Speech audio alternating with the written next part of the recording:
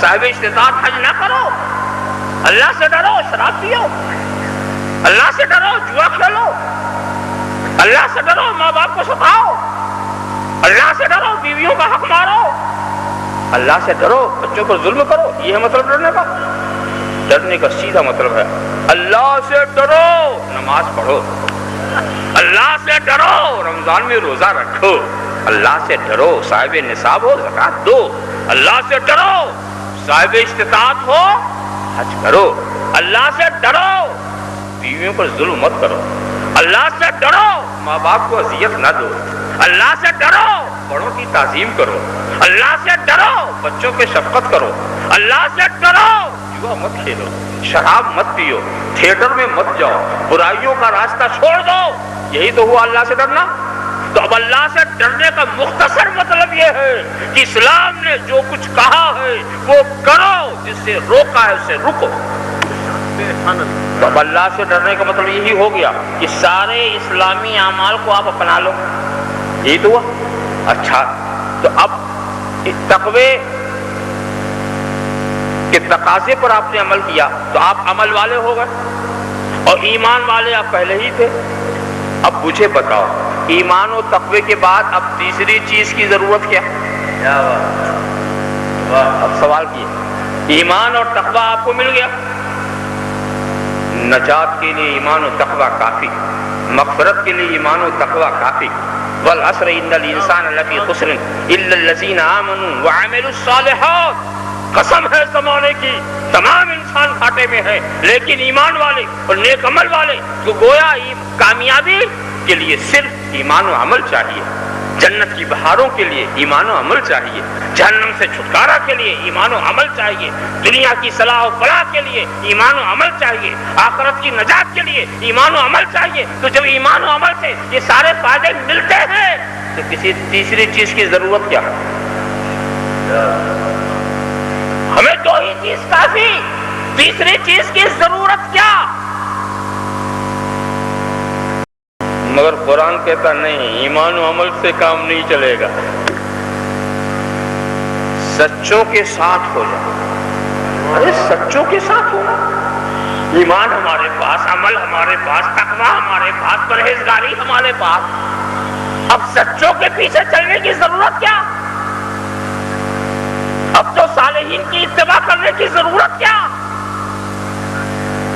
سچوں کے ساتھ رہنے کی ضرورت کیا؟ جس کا سیدھا سا جواب عرض کر دوں، یہ بات صحیح ہے کہ مغفرت کے لیے صرف ایمان و عمل کافی ہے، یہ بات صحیح ہے دین و دنیا کی صلاح و فلاح کے لیے صرف ایمان و عمل کافی ہے، یہ بات صحیح ہے کہ جنت کی بہاروں کے لیے صرف ایمان و عمل کافی ہے، یہ بات صحیح ہے کہ جہنم سے چھٹکارے کے لیے صرف ایمان و عمل کافی ہے، یہ بات صحیح ہے دنیا کی خوشبختی کے لیے صرف ایمان و عمل کافی ہے، یہ بات صحیح ہے آخرت کی فیروز بختی کے لیے صرف ایمان و عمل کافی ہے. مگر ایمان و عمل کو بچانے کے لیے سچوں کا ساتھ ضروری ہے.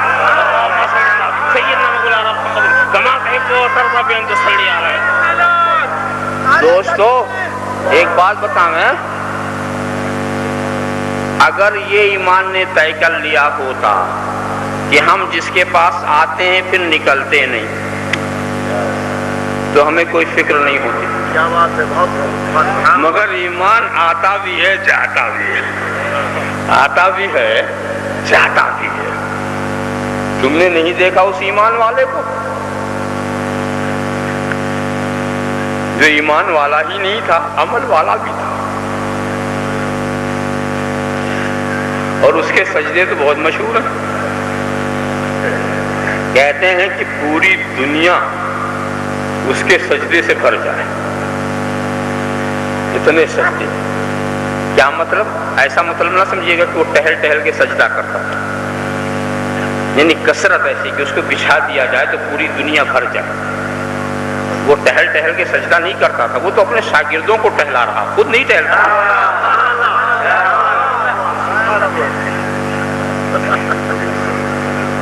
اب آپ خیال کریں تو اتنا ایمان و عمل کے بازوؤں پر جب پرواز کرتا کرتا کہاں پہنچا؟ جن کا تھا گروہ ملائکہ میں شامل کر دیا گیا، جنت کی بھی سیر کرنے لگا. یہ ساری تفصیلات آپ کے سامنے. مگر ہوا کیا؟ بس ہوا صرف اتنا کہ جب کہا گیا تھا اسجدوا لآدم، آدم کا سجدہ کرو، تو جو سچے تھے وہ جھک گئے. اس نے سچوں کا ساتھ نہیں دیا، یہ اکڑ گیا، سچوں کا ساتھ نہیں دیا تو نہ ایمان رہا نہ عمل رہا. نہ ایمان رہا نہ عمل رہا. ایک بات ہم آپ کو بتائیں، مردود ہو گیا کہ نہیں؟ گستاخی ایک کی نا. یہاں پر ایک چیز اور بھی آپ کے ذہن میں ڈال دینا چاہتا ہوں کہ شیطان کو حکم ملا تھا سجدہ کرو، اس نے نہیں کیا. ایک حکم کی اس نے تعمیل نہیں کی. تو کیا اتنی سی بات سے وہ ہمیشہ کے لیے مردود کر دینے کے لائق ہو گیا؟ آپ بھی تو نہ جانے کتنے حکم کی نافرمانی کرتے ہیں کہ نہیں کرتے؟ سارے مسلمانوں سے کہا گیا کہ اقیم الصلاۃ، نماز قائم کرو. تب جس نے نہیں پڑھا، اس نے حکم کی تعمیل تو نہیں کی، تو کیا وہ بھی شیطان ہو گیا؟ حکم کی تعمیل آپ نے نہیں کی تو کیا اتنے بڑے آپ مجرم ہو گئے؟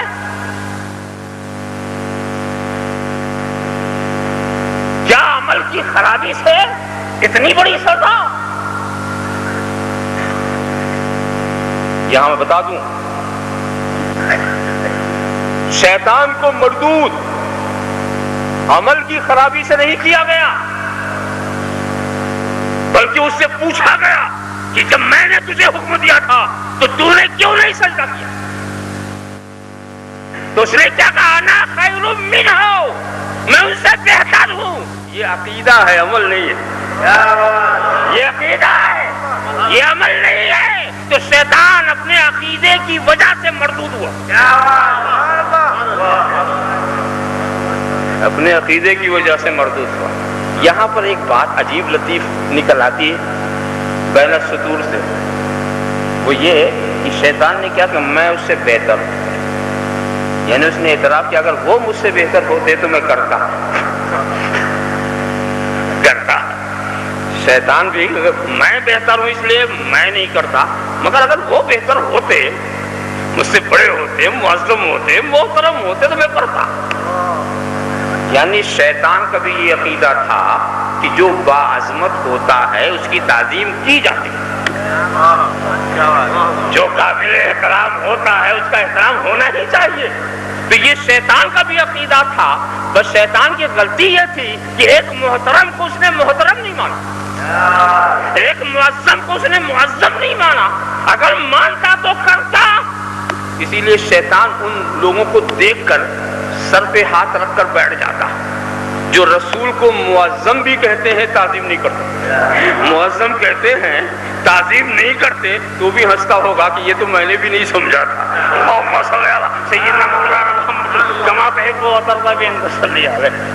سوچنے کی بات. تو ایمان آتا بھی ہے اور جاتا بھی ہے. تو دوستو ایمان لانے سے مطمئن نہ ہو، حفاظت کا انتظام کرو. ایمان کو بچاؤ اور ایمان بچتا ہے. دونوں مع صادقی، سچوں کے ساتھ ہو جاؤ. اسی لیے آپ دیکھیں گے ایمان کے درجات بھی بہت ہیں، معرفت کے بھی درجات بہت ہیں. کوئی کہیں جا کر یہ نہیں کہتا یہ آخری منزل پہ میں پہنچایا. جتنے ایمان والے آپ کو ملیں گے، جتنے بھی معرفت والے ملیں گے، جتنے بھی علم والے ملیں گے، یہ نہیں کہیں گے میں آخری منزل پر آؤں. جس منزل بھی جاتے ہیں ایک منزل اوپر نظر آتی ہے، اور اس منزل پر جانے کی کسی سچے کی ضرورت ہوتی ہے. اس منزل پر جانے کے لیے کسی سچے کی ضرورت ہوتی ہے. ورنہ آپ سوچیں، ذرا سا نظر دوڑائیں. یہ غوث جیلانی، قطب ربانی، محبوب سبحانی، شیخ عبد القادر جیلانی، ان کے پاس کیا ایمان کی کمی، کیا عمل کی کمی؟ اللہ اکبر. مقام تحدیث نبوت میں کیا کیا باتیں انہوں نے ارشاد فرمائی. اور یہاں تک فرما دیا کہ نظرت الی بلاد اللہ جمع کخردۃ علی حکم اتصالی ولو القیت سری فی جبال لدکت واختفت بین الرمالی ولو القیت سری فوق نار لخمدت وانطفت من سر حالی ولو القیت سری فوق میت لقام بقدرت المولا تعالی. ذرا صاحب دیکھیں مقام تحدیث نعمت میں وہ کیا کیا ارشاد فرماتے جا رہے ہیں. قدمی ھذہ علی رغبت کل ولی اللہ. کس چیز کی کمی نہیں, کمی کسی چیز کی نہ, مگر ایسے غوث سمدانی, ایسے محبوب سبحانی کو جب ہم شیخ ابو سعید کی بارگاہ میں مؤدب بیٹھا ہوا دیکھتے ہیں تو سمجھتے ہیں انہیں بھی سچے کی ضرورت ہے, انہیں بھی سچے کی ضرورت ہے. ذرا صاحب غور کریں, یہ خواجگان, یہ سلطان الہند, یہ عطائے رسول, یہ غریب نواز, کس چیز کی ان کے پاس کمی ہے؟ نہ عمل کی کمی, نہ تقوی کی کمی, نہ پرہیزگاری کی کمی, نہ علم کی کمی, کسی چیز کی نہیں. انتہا کی بات عرض کر دوں کہ آپ کا جب وصال ہوتا ہے تو پیشانی پر دست قدرت سے یہ لکھا ہوا نظر آتا ہے, ھذا حبیب اللہ ماتا فی حب اللہ. یہ اللہ کا حبیب ہے اور اللہ کی محبت میں وصال کر گیا, اللہ کی محبت میں وصال کر گیا. ھذا حبیب اللہ. اس مقام پر میں یہ بات عرض کر کے چلوں کہ گروہ انبیاء میں حبیب اللہ خطاب ہے رسول عربی کا, اب گروہ اولیاء میں حبیب اللہ خطاب ہے خواجہ اجمیری کا. ھذا حبیب اللہ وماتا فی حب اللہ. ذرا سا دیکھو,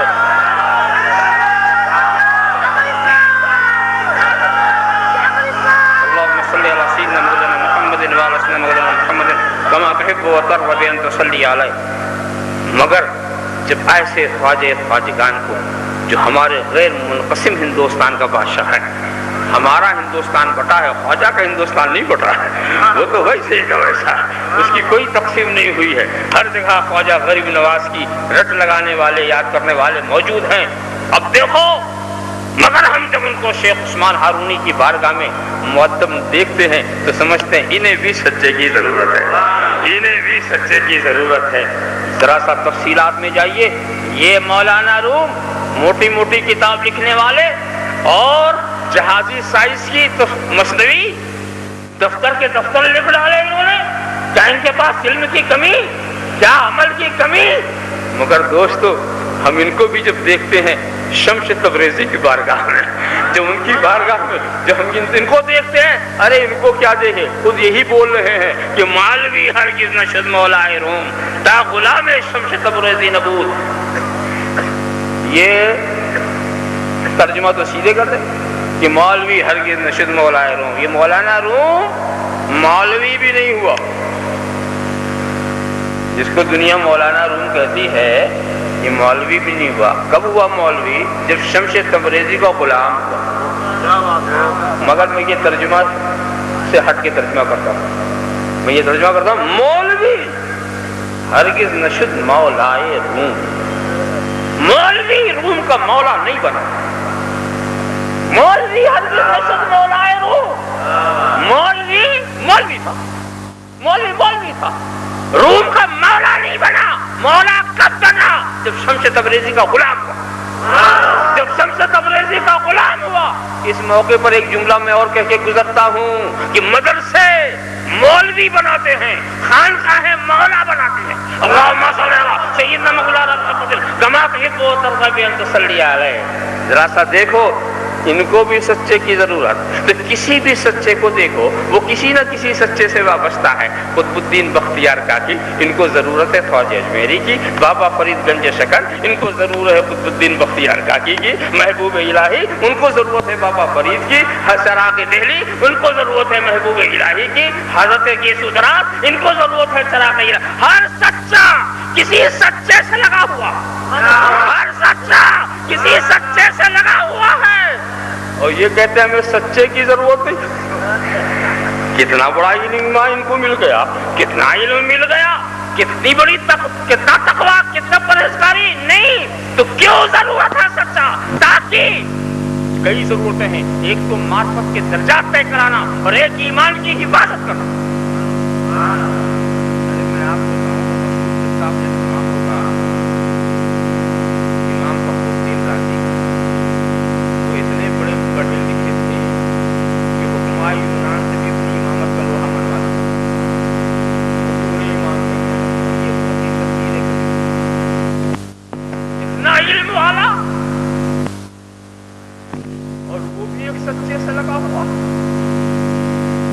حضرت نجم الدین کبرا.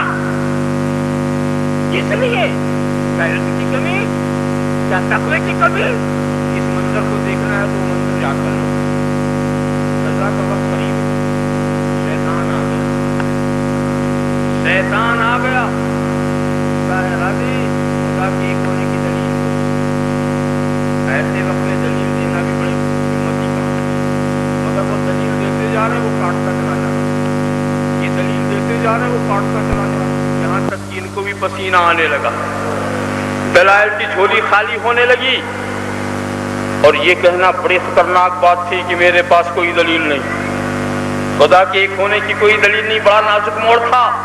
ایسے وقت میں حضرت نجم الدین کبرا نے جہاں سے وہیں سے آواز لگائی، راضی کیوں نہیں کہتا میں بلا دلیل خدا کو ایک مانتا ہوں، میں بلا دلیل خدا کو ایک مانتا ہوں.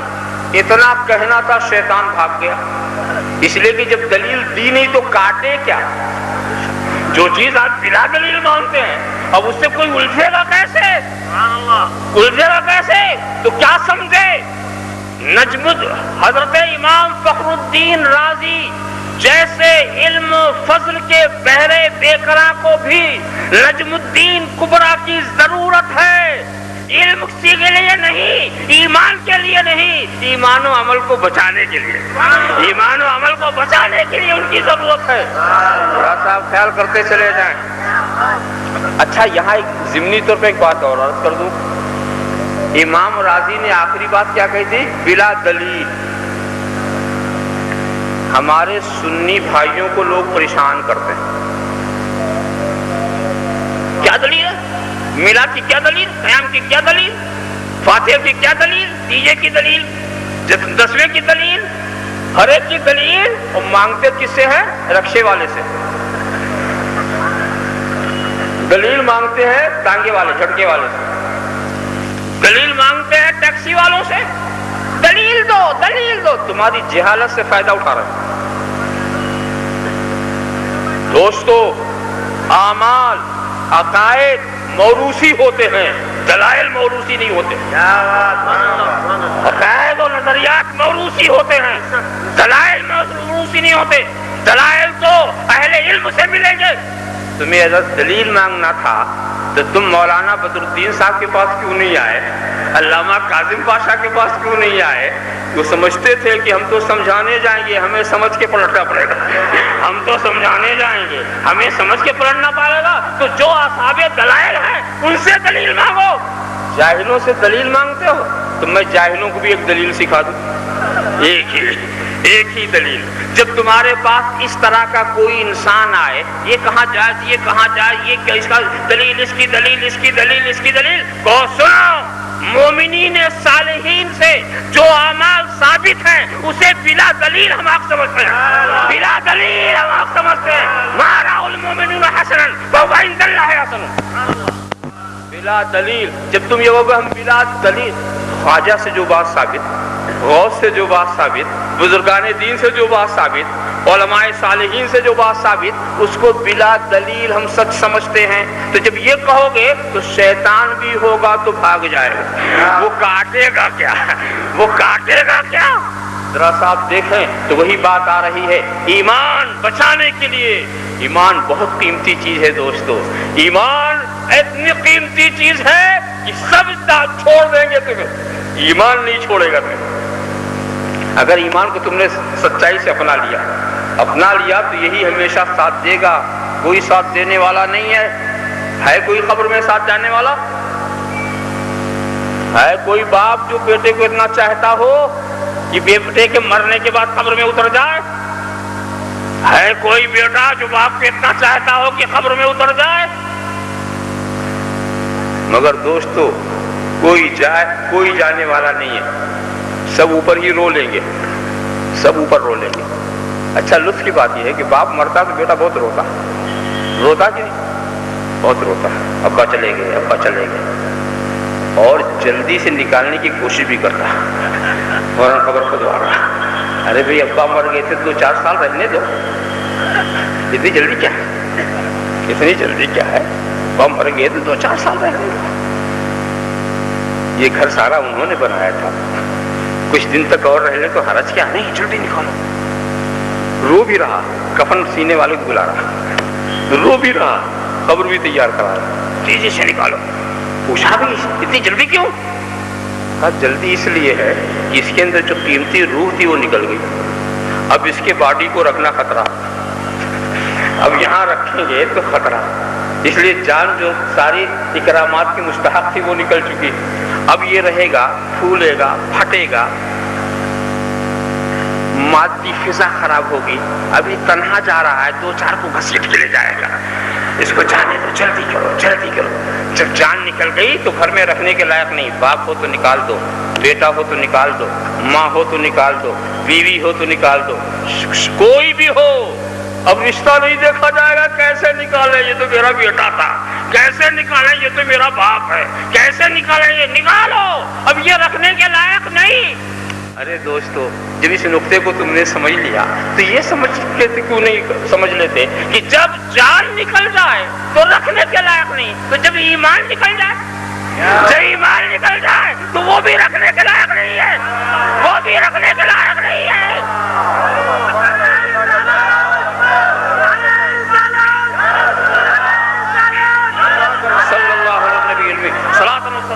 یا رسول اللہ, جب ایمان نکل جائے تو باپ ہو تو نکال دو, بیٹا ہو تو نکال دو, چچا ہو تو نکال دو, بھتیجا ہو تو نکال دو, باپ کوئی بھی ہو نکال دو. ایمان جب نکل گیا اب رکھنے کے لائق نہیں, اب روحانی فضا خراب ہوگی, اب گھر کی روحانی فضا خراب ہوگی. آج تنہا بے ایمان ہے, نہ جانے کتنے کو بے ایمان بنا دے, نکال دو. اور کہیں آپ یہ نہ بولیں اور سب وہی ہو تو کیا کریں, سب وہی ہو تو کیا کریں, تو پھر میرا مشورہ تم خود نکل جاؤ, تم خود نکل جاؤ. جب سب وہی ہو تو تم خود نکل جاؤ, جب تمہارے ہو جائیں گے تو آ جانا. اسی کا نام ہے اسلامی ہجرت. اللہم صلی علی سیدنا مولانا محمد وعلی سیدنا مولانا محمد کما تحب و ترضی بین تصلی علیہ. تو دوستو, ایمان بڑی قیمتی چیز ہے, اس کو بچاؤ, ایمان بچاؤ. اور یہ کب بچے گا؟ سچوں کے ساتھ. اچھا بھائی احتیاط دیکھیے, یہ نہیں کہا سچائی کے ساتھ ہو جاؤ, کیا بات ہے, کیا کہا سچوں کے ساتھ ہو جاؤ, اس لیے کہ پتہ نہیں تم سچائی کس کو سمجھ لو. سچائی تو تمہارے دماغ کی بات آئے گی نا, کہ جس کو تم نے سچائی سے نہیں, جو واقعی سچے ہیں ان کے پیچھے ہو جاؤ. نہ جانے تم کس کو سچا سمجھو. اور سنو, بعض چیزیں سچی ہوتی ہیں مگر کرنے والا جھوٹا ہوتا. کلمہ سچا, بعض پڑھنے والے جھوٹے. نماز سچی, کتنے نمازی جھوٹے. حج سچا, کتنے حاجی جھوٹے. ارے حاجیوں کے تو لوگوں نے لطیفے بنا رکھے, حاجیوں کے لطیفے. وہاں سے خوب جب جاتے ہیں نا تو حرم میں تو کم نظر آتے ہیں, مارکیٹ میں زیادہ, اور ایسا لگتا ہے جیسے مکہ مدینہ سبھی خرید لیں گے, اور خریدنے کو بے سوچے سمجھے خرید لیا. اور جب پلٹے اور کسٹم ہال میں پہنچے اور پوچھا حاجی صاحب کہ آپ کے پاس کچھ ہے؟ میرے پاس کچھ نہیں ہے. جھوٹ شروع. ارے بھی لائے تھے تو بول بھی دیتے کہ ہاں یہ ڈیوٹی دے کے آتے, ورنہ کچھ تو عجیب لوگ ہوتے جو چاہا اٹھا لائے. میرے ساتھ تو ایک عجیب لطیفہ واقعہ ہو گیا تھا. میں باہر سے کہیں اترا بمبئی کے اندر, تو کسٹم ہال میں گیا تو میرے سامنے ایک صاحب تھے, میرے سامنے ایک صاحب, ان کے پاس سامان بہت تھا, میرے ساتھ کچھ سامان نہیں تھا. اس لیے مجھے بے چینی بہت تھی کہ پیچھے پھنسا ہوا ہو, ان کا مسئلہ حل ہو تو میں سامنے جاؤں. اور وہ کافی سامان لائے تھے, اسے 12,000 کی ڈیوٹی لگا دی. اب وہ توڑ کرنے میں لگے ہوئے ہیں, اب وہ ساکھ. اب دیر سے کھڑے کھڑے وہ کسٹم آفیسر نے مجھے اشارہ کیا بھی ادھر آ جائیے, مجھے کنارے کیا. اس نے چائے منگوائی, کیا چھاپ کیجیے, اور خود بھی پینے لگا. اب اس میں وہ صاحب ہے کہ پریشان. اتنے میں کیا ہوا کہ وہ رونے لگے, وہ جو سامان لائے تھے وہ رونے لگے, اور روتے روتے اذان پڑھنا شروع کر دیا، اللہ اکبر اللہ اکبر اللہ اکبر اللہ، رو رہے ہیں اذان پڑھا۔ اتنا لوگ حیران ہو گئے، سارے کسٹم آفیسر جو سب تو یہ کیا معاملہ ہے، رو رہا اذان پڑھ رہا۔ تو وہ غیر مسلم تھا کسٹم آفیسر، تو اس نے کہا، مجھے تو اشارہ کیا، کہا دیکھا صاحب سامان یہ لا اور ڈیوٹی اللہ دے، کیا لوگ ہیں۔ اور یہ ایسا مذاق کا ایسا ماحول بن گیا، سب ایسا ہنسنے لگے کہ کہہ دیا کہ اچھا جا آئندہ ایسا مت کرنا، اس کو چھوڑ دیا۔ ہم نے کہا کچھ بھی ہوا آزاد نے تو اپنا کام کر ہی دیا،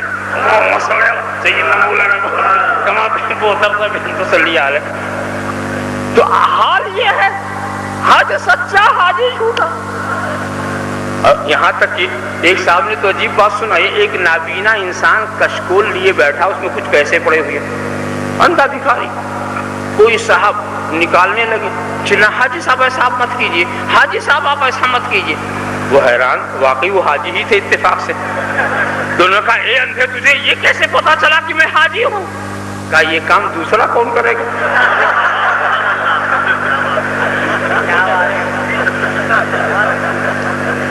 تو آپ سمجھ لیں، یہ نہیں کہا گیا کہ سچ کے پیچھے چلو، تمہیں کیا خبر کہ سچ کیا ہے؟ کہا گیا سچوں کے پیچھے چلو، جن کی سچائی بیدار، جن کی سچائی آفتاب سے زیادہ روشن ہے۔ جب سچوں کو تم تلاش کرو گے، یہی صالحین تو ہوں گے، یہی بزرگان دین ہوں گے، اور ان کے بغیر آپ کو نجات نہیں مل سکتی۔ حالانکہ بعض لوگ عجیب عجیب سوال کرنے لگتے ہیں، ایسا یہ پیر کرنے سے کیا ہوتا ہے، پیر کرنے سے کیا ہوتا ہے، مرید ہونے سے کیا ہوتا ہے؟ ایسے لوگوں سے میں پوچھتا ہوں کہ وہ ٹھیک ہے، سب کیا ہوتا کیا ہوتا، آپ کے نزدیک کوئی ضرورت نہیں نا، یہ ہم سے مت پوچھو۔ خواجہ صاحب کو کیا ضرورت تھی کسی سے مرید ہونے کی؟ یسوع دراز بندہ نواز کو کیا ضرورت تھی کسی کو پیر بنانے کی؟ قطب الدین بختیار کاکی کو کیا ضرورت تھی؟ چراغ دہلی کو کیا ضرورت تھی؟ قطب عالم شاہ عالم کو کیا ضرورت تھی؟ امام فخر الدین رازی کو کیا ضرورت تھی؟ ملا عبد الرحمن جامی کو کیا ضرورت تھی؟ خواجہ عبید اللہ احرار کو کیا ضرورت تھی؟ بایزید بستامی کو کیا ضرورت تھی؟ جنید بغدادی کو کیا ضرورت تھی؟ ارے بیوقوفو، علم و تقویٰ کے ایسے پہاڑوں کی جو ضرورت ہے تو ان جاہلوں کو ضرورت کیوں نہیں ہے؟ جو ان پہاڑوں کو ضرورت ہے، ہر ایک کے مقاصد الگ، ہر ایک کی سوچ الگ۔ اور اس سلسلے میں ایک بات اور میں رکھتا چلوں، دیکھو کوئی جنگ بغیر کمانڈر ان چیف کے نہیں لڑی جاتی۔ ہے کوئی ایسی جنگ دنیا میں، کوئی جنگ ایسی جس کا کوئی کمان کرنے والا نہ ہو، کوئی کمانڈر ان چیف نہ ہو؟ ہے کوئی ایسی جنگ؟ ہاں یہ اور بات ہے کہ پہلے جو کمان کرنے والا ہوتا تھا وہ آگے ہوتا تھا، اور اب کمان کرنے والے پیچھے ہوتے ہیں۔ مگر بغیر کمان کرنے والے کے کوئی جنگ نہیں لڑی جاتی۔ اور جس جنگ کو تم لڑتے ہو، اس جنگ کا نام جانتے ہو کیا؟ یہ جہاد اصغر ہے۔ جہاد اصغر، جب سرکار غزوے سے واپس ہوئی تو یہی تو فقہ ارشاد فرمایا تھا، رجعنا من الجہاد الاصغر الى الجہاد الاکبر۔ میں چھوٹی لڑائی سے پلٹا، چھوٹے جہاد سے واپس ہوا کدھر؟ بڑے جہاد کی طرف۔ تو نفس سے جو لڑائی ہے یہ بڑا جہاد ہے، اور لوگوں سے جو تلوار تیغ و تبر سے جو لڑائی ہوئی یہ چھوٹا جہاد، اس کا ایک وقت ہوتا ختم ہو جاتا ہے۔ اور نفس کی لڑائی 24 گھنٹے، تو یہ جہاد اکبر ہے۔ تو جب جہاد اصغر بغیر کمانڈر ان چیف کے نہیں لڑا جا سکتا، تو جہاد اکبر کے لیے، جہاد اکبر کے کمانڈر ان چیف کا نام مرشد ہے۔ کونوا مع الصادقین، سچوں کے ساتھ ہو جاؤ۔ یاد رکھو، تو رسول کی مخالفت کی شکل یہی ہے کہ تم سچوں کا ساتھ چھوڑ دو۔ ومن یشاقق الرسول من بعد ما تبین له الہدی ہدایت کے واضح ہو جانے کے بعد جو رسول کی مخالفت کرے اور سچوں کا ساتھ چھوڑ دے، مومنین کے راستے سے ہٹ کے چلے، نواللہ ما تولی، ہم اسے اسی کی طرف پھیر دیں گے جدھر وہ پلٹ گیا ہے، ونصلہ جہنم وسعت مصیرا، ہم اسے جہنم رسید کر دیں گے۔ بس خلاصہ یہی نکلتا ہے کہ کی محمد سے وفا تو نے تو ہم تیرے ہیں، یہ جہاں چیز ہے کیا لوح و قلم تیرے ہیں، محمد کی محبت دین حق کی شرط اول ہے، اسی میں ہے اگر خامی تو سب کچھ نامکمل ہے، محمد کی غلامی ہے سند آزاد ہونے کی، خدا کے دامن توحید میں آباد ہونے کی۔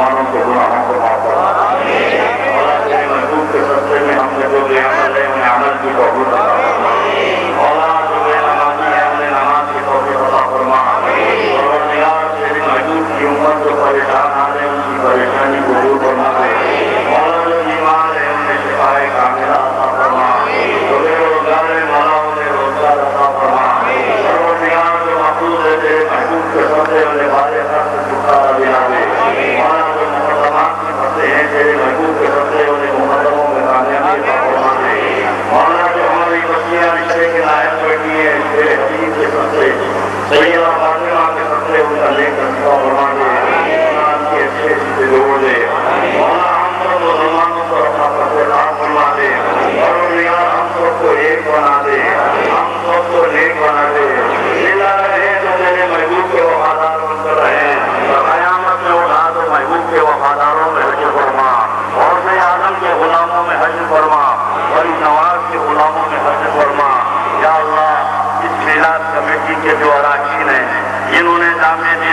لوگوں نے حصہ لیا ہے مولا ان کی حفظت کو قبول فرما لے، ایک کا فقط گناہ اجر عظیم عطا فرما۔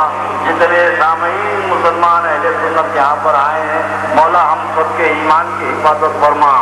پروردگار دین کے دشمن گلی گلی پھر رہے ہیں مولا تیرے محبوب کی صحبت کے ایمان کو بچا لے، دین کے دشمنوں کے شر سے ہم کو محفوظ و معمول فرما دے، اہل سنت والجماعت میں رکھ اور اہل سنت والجماعت سے دلا